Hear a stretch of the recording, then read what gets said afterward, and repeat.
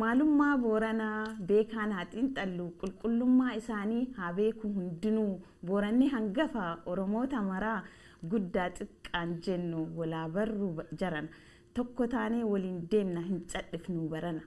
Ujoolleen Booranaa jajjabee akka sibiilaa annaniin guddatan mallattoon isaanii ilkaan addaatan waan isaan dhibellee saba abdatan dheebotaan bishaan gaafannaan annan itti kennan arjummaa Booranaa hunduu haa beekani. Booranni dhugaa malee soba hin beekani hangafa sobanii eessattuu milkaa'ani. Qabeenyi Booranaa kamimee kam dhiisaa horii gaalli re'een ardii irra ciisaa Booranni fayyaalessaa qulqulluu nama mishaa akkuma huccuu isaa addaata garaan isaa.